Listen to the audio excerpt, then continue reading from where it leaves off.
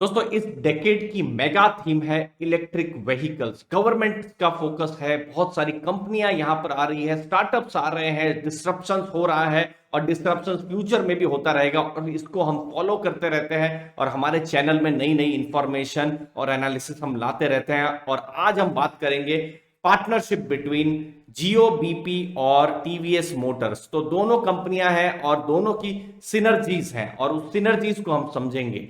यहां पर क्या हो रहा है, टीवीएस मोटर का ऑलरेडी एक ब्रांड है जिसका नाम है टीवीएस iQube और जियो बीपी के पास है चार्जिंग इंफ्रास्ट्रक्चर और वहां पर एग्रेसिव वो आ रहे हैं। तो दोनों के बीच में करार हुआ है, पार्टनरशिप हुई है कि टीवीएस मोटर्स के जो भी कस्टमर्स हैं इलेक्ट्रिक व्हीकल के, जो उनका ब्रांड है टीवीएस iQube, तो वो उनको अगर इलेक्ट्रिक व्हीकल जो चार्ज करवाना है तो एक्सेस मिलेगा उनको जियो बीपी के जो भी चार्जिंग इंफ्रास्ट्रक्चर है वहां पर।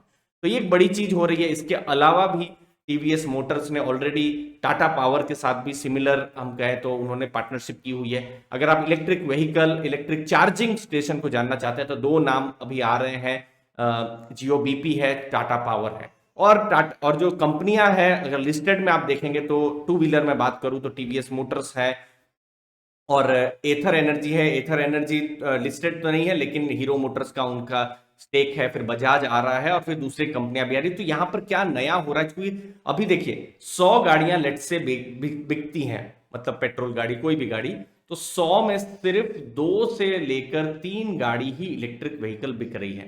तो ये 2022 की बात हो रही है, लेकिन फ्यूचर में ये 2 से 20 हो सकता है, 25 हो सकता है, 40 हो सकता है। तो एक बड़ी एक रनवे ऑफ ग्रोथ है। गवर्नमेंट्स का फोकस है, स्टेट गवर्नमेंट बहुत सारी सब्सिडी भी देती है, तो यहां पर कुछ वेल्थ क्रिएशन रिलेटेड अपॉर्चुनिटीज मिल सकती है जिसको एज एन इन्वेस्टर हमको फॉलो करना है। हम फॉलो करेंगे तो यहां अच्छी खासी वेल्थ क्रिएशन भी हो सकती है। तो फिलहाल टीवीएस मोटर्स यहां पर आ रहा है। वैसे उनके भी अगर पूरा बिजनेस देखा जाए तो ये बहुत बड़ा नंबर नहीं है, लेकिन हमको फ्यूचर का ट्रेंड्स देखना है। अब जियो बीपी की बात करते हैं तो देखिए उनका एक ऐप है जिसका नाम है जियो बीपी पल्स करके, वो ब्रांड है।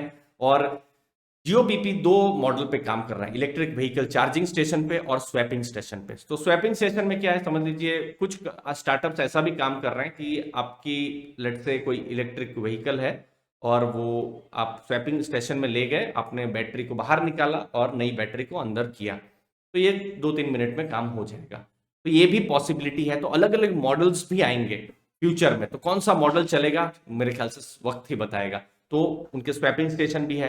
तो जियो बीपी एक चार्जिंग इंफ्रास्ट्रक्चर इकोसिस्टम क्रिएट करने में काम कर रहा है, जहां उनका ऐप जो है पल्स करके वहां से जो कस्टमर्स जो है अपने जो भी स्टेशन है नियरेस्ट स्टेशन को फाइंड आउट कर सकते हैं। तो ये रही जियो बीपी की बात। अब जो प्रोड्यूसर में है टीवीएस iQube। अभी तक 12,000 यूनिट उन्होंने बेच दी है, 1,000 करोड़ का उन्होंने बिजनेस में कमिट किया है और बड़ा इन्वेस्टमेंट ऑलरेडी वो कर चुके हैं और कंप्लीट पोर्टफोलियो जो है मार्केट में लगभग अगले 24 महीने में वो ले आएंगे। तो यहां पर इलेक्ट्रिक व्हीकल पर भी टीवीएस iQube एग्रेसिव आ रहे हैं। तो यहां पर हमको देखना होगा कि बाकी सब कंपनियों और टीवीएस iQube किस हिसाब से मार्केट शेयर गेन करता है या नहीं करता है। इन द एंड एक चीज समझनी होगी, इंडस्ट्री बहुत ही नेसेंट स्टेज में है, तो अभी भी कुछ ज्यादा हुआ नहीं है। जैसे मैंने कहा 2 या 3 गाड़ियां बिक रही है आउट ऑफ 100, तो ये बहुत बड़ा नंबर नहीं है। लेकिन आप खुद सोचिए कि यहां पर कुछ कंपनियां क्लियर विनर बन के आ सकती है। तो एज एन इन्वेस्टर बिल्कुल इंटरेस्ट आ सकता है फ्यूचर के वेल्थ क्रिएशन पर।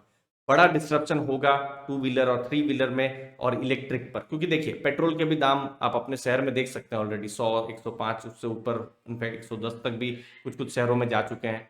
सीएनजीज भी 70 से 80 के ऊपर तक पहुंच गया है।